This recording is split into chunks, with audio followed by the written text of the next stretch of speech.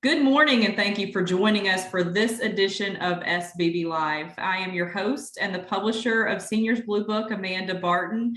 Really excited today to bring on Patrick, who's joining us from Lily's Promise. How are you this morning? I am great. Thank you for having me, Amanda.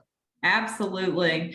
Now, today we really like to get to know the people behind the scenes that run the businesses that take care of our seniors and impact our community on a day-to-day basis. So tell me a little bit about yourself. Who is Patrick? What got you into the industry and what drives you? What's your why? Sure. Well, I started in the industry back in 2009. My stepmother had a property in Columbus, Ohio. She'd asked me to come in and do some consulting work for her to try to figure out why it wasn't working properly. I spent a few weeks there. I did a report for her, and once she saw the report, she asked me if I could help her out on a part-time basis. That's kind of how I started. So that's obviously 12 years ago. In the interim, she decided that she'd be able to handle it on her own in 2012 after I had filled the property. So I came back to Florida. And I started Lily's Promise in 2014. I got that from a gentleman who was doing it in Columbus, who had approached me saying that he had these homes in Columbus. And I went to visit him. And originally the stigma that's associated with these types of residential care homes is kind of the opinion I had until I heard about how effective his service was and how it was making a difference. So I decided to take that model and apply it here in Florida. Yeah. And so that was 7 years ago. And here we are today. I have 2 homes. I'm looking to expand. Wonderful. Now, a lot of people don't realize what you mean. So let's talk about the differences between a traditional assisted living community and the unique, the single family home version of what you're doing or how you're doing it. Absolutely. So we operate in a actual residential home. It's a home, you can't tell the difference from the outside. There are no signs or anything. It's typically 5 or 6 private bedrooms, 3 bathrooms. We operate in this small environment of 2,500 to 3,000 square feet. We have care ratios or staffing ratios, which are much higher than the larger properties. I'll have, for example, right now at the Sarasota location, I have 5 total residents, and I have, during the busiest hours of the day, 3 staff. I have one of the staff is a nurse, one is an experienced caregiver, and then the third one is specifically for activities. So we offer a very catered environment for those who need it. We do well with fall risk. We do well with residents who might have emotional issues, sundowning, or any resident really, it doesn't have to be Alzheimer's, who really needs that extra attention and who appreciates that level of being looked after. Yeah, it sounds, I mean, obviously it's a very unique concept that is more hands-on. I think that's the best way to really describe is you're getting such an extra layer of care when you have that small environment, and obviously the ratio of caregivers to the folks they're caring for is impressive. Now, are your the homes that you have right now, are they, you said that you don't obviously need a diagnosis of Alzheimer's or dementia, but are they a secure environment? Are there people there 24/7? Tell me a little bit about a day at Lily's Promise. Sure. Well, just to address your comment about Alzheimer's, we found that we're particularly effective for Alzheimer's because I always use this analogy. It's like a reversion back to childhood, both emotionally and physically. And if you can think back at when you were a child, you were always around other children. You didn't like to be alone.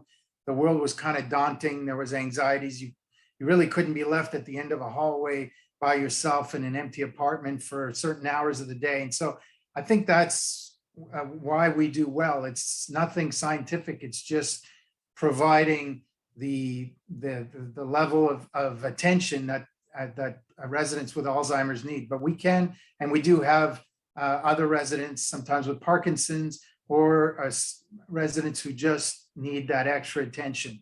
Can you repeat the last part of the question? Of course, yes. I was just out asking you to tell me what a day at Lily's Oh, Promise right. looks like. Yeah. Okay, so we have, like I said, early in the morning, we have the nurse and the caregiver who come. The nurse will start working on the meds. The caregiver will start getting the residents up. We can handle two-person assist because we have two people on staff. Breakfast will start at 8, do breakfast till 9, get the meds are being handed out by an LPN or an RN, which is very different from other residential care homes where you rarely have that kind of constant everyday oversight of a nurse. Then after breakfast, the activities person usually shows up around 10. He'll sit down and do an activity with them from 10 to 11. It might be one-on-one, it might be in a group, puzzles, crafts. If it's something related to maybe a holiday that's coming up, they'll do coloring. Then while the other two are preparing for meds for lunch and preparing for the lunch, we have lunch. After that, another activity. And then after that, they'll sit down, maybe watch a movie, and then we start the whole process over for dinner. With, of course, more meds in between. And then after that, we start getting them ready for bed. But one of the things we also do that's different is we don't have a preset time to get the residents up or put them to bed. It's really what they prefer. I have 3 of my residents who like to stay up together in the living room, and they'll stay up till 11 or sometimes even midnight, which is okay. Yeah. As long as that's their routine and they're comfortable with it and they're not, overly tired or exhausted during the morning, then we'll maintain that routine. And we can do that because we have such a catered approach that we're able to really cater our services to the residents' needs. No, that's perfect. It's exactly what I would be looking for if I had a family member that was a fall risk for sure, but that one-on-one hands-on care. And I love the fact that they can, kind of get up and do what they want to do throughout the day, and that, you have the staff there to accommodate that. I'm sure if they had a desire for a snack during the day too, that's something that they can get. It's almost just like living back with your parents, right? Absolutely. And it's like the closest thing to home without being at home.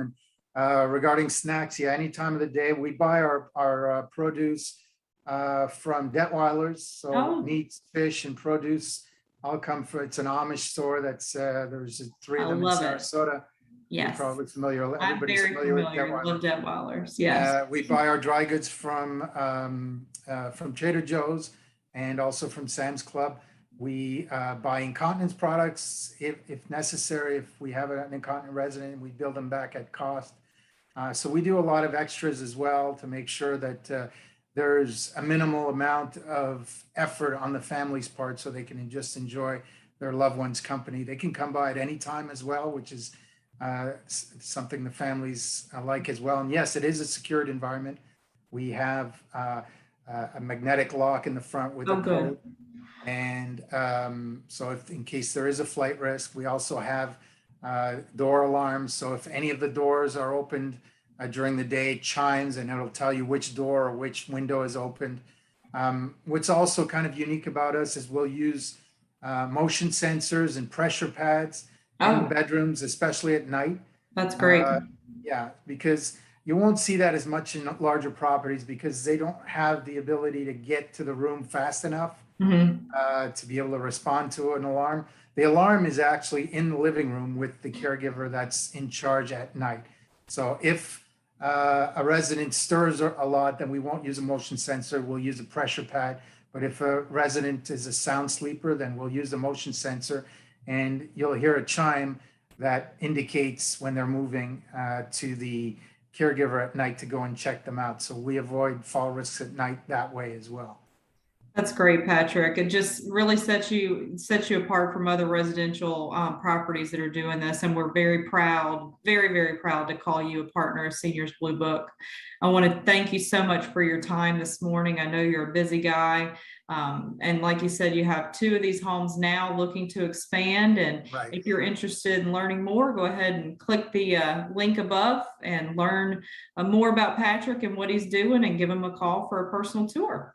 Yeah, and just on a final note, I've just hired a director of operations an RN actually who has several years of experience in management and in leadership, in the understanding that I'm going to expand and add at least one more home next year. So I'm kind of getting ahead of it and getting the right leadership staff to be able to do that. So looking forward to any inquiries or any questions from any of your followers.